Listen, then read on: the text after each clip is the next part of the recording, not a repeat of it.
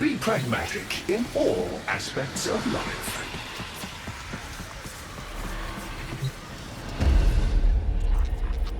Zata. Truth. It began long before us. We who now live our perfect and dull, endless lives. It began long before these moon palaces and body markets hurling around our golden sun. It began long before our light coil thinkers, our radiation wars, our oil smoke. It began with us, the continuity and its twin, wanderlust. The need for unseen shores deep in our marrow.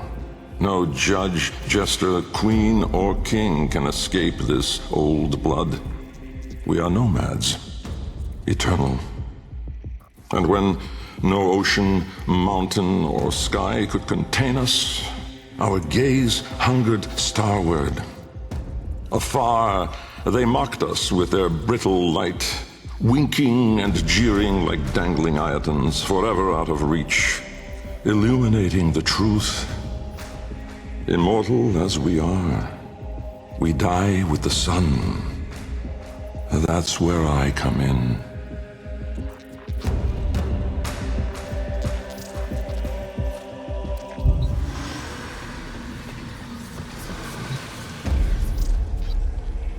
Jahu, form. My departure was a day less than any other. When I stepped inside the bell, I saw no crowd through its seriglass, no skeptical onlookers, no regal send-off. They all had given up on me and my paradoxical formulations. The wasted years had all shown the void to be just that. Nothing. No energy, no entanglement, no form. To spacefaring ambitions, a dead end. On the day, my laboratory was mostly vacant of witnesses, most of all of expectation. Only my sluggish attendants, my sagacious Kavat, Kalimos, and of course my daughter. I had raised her alone, but with inconsistent vigor. In those eyes, her mother's, I did see a terrible reflection of a man that did not exist. A brave and principled man about to make history. In truth, he was a void himself, an outcast, a joke, a nothing. Driven by my humiliation, failure had made me bitter and reckless. I would dive into the depths myself to prove them all wrong. I gave the signal. My daughter grasped the lever. Kalimos then belted out a desperate, rasping growl. But it was too late.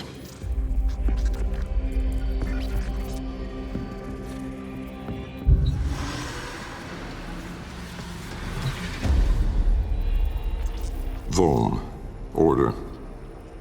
The calipers yawed open the wall between worlds, stretching there a black trapezoidal gap. A door, a mouth. It yawned in the light of the room, splintering it to mesmerizing, unearthly hues. And I, inside the bell, dropping obliquely toward it from my gallows. Mass and time rippled as a sudden vortex jawed before me. My head was vapor, my feet lodestone. The bell around me flexed like a rat paralyzed in a winding, gulping snake. I faltered in the awe of it, stumbling against the seriglass, and with that shifted the bell's path through the wall. It grazed the caliper membrane, the edge of the door. No worldly edge was as thin, as sharp as could split even light. As the bell faintly grazed it, the seriglass was all at once rendered like strips of flesh by Dax's blade. My enclosure was beheaded in an instant, but still, I fell, sideways, into the void.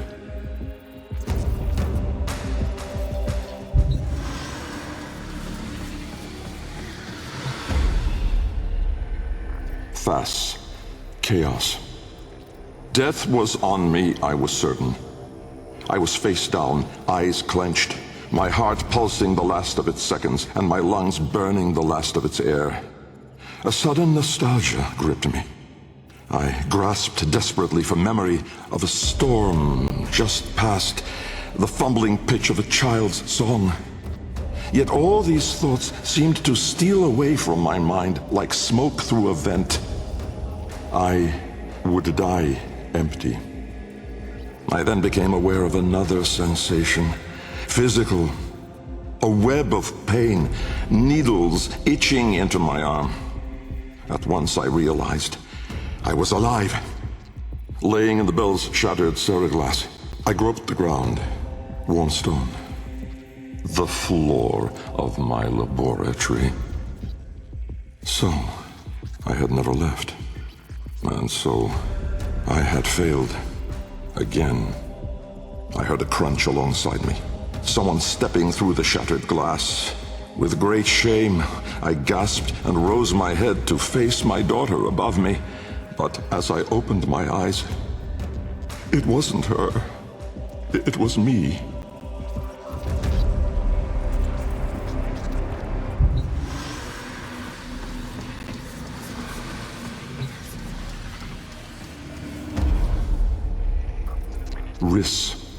Light.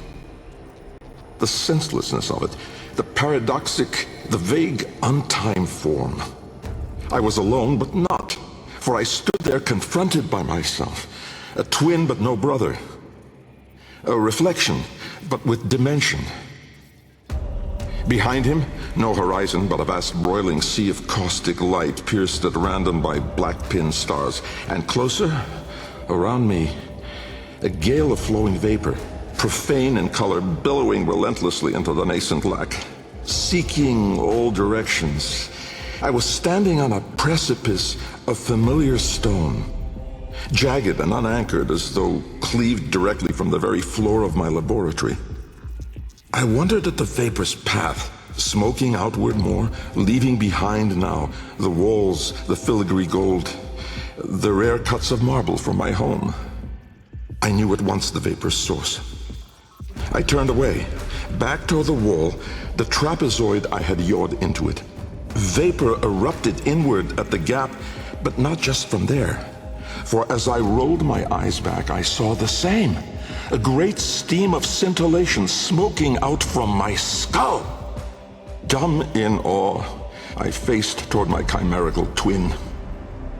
He spoke.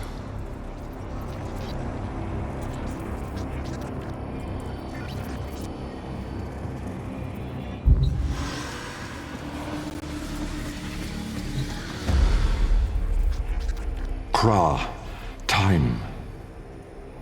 An old name, unspoken in the centuries since my mother reared me. A soft hiss, soothing as a viper's gaze. Little Bengal. The other me reached out, offering his hand, gliding toward me without moving, as though the distance between us was now collapsing. A confusion, most euphoric, filled my mind. With the shred of wit that remained, I decided that I should run for my life. At once, crazed and frantic, I fled. But I made no forward progress. Instead, the world compressed ever more around me, as though I were an anchor pulling the shore to reach. When I arrived at the door, or rather, the door arrived at me, I howled, hurling myself inside, out. And then and there I was, lost and unlost, howling on the floor in harmony with my wretched Kalimos, lacerated in flesh and heart, scattered as the bell glass, spilling blood and stomach on the cold stone floor. But I sensed the other there, at the wall's breach behind me, reaching still. I screamed, but my voice was gone. Forever. I looked, but my eyes would never see again. I swept my fist across the floor, snatching broken shards, and in gripping tightly, I filled my hands with ink. Close it, I wrote.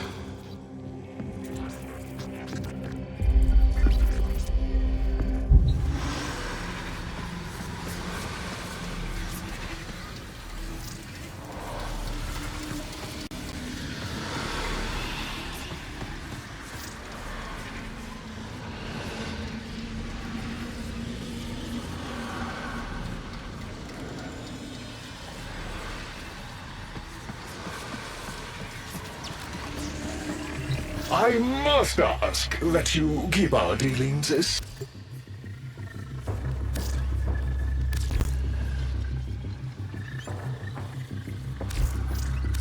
Exercise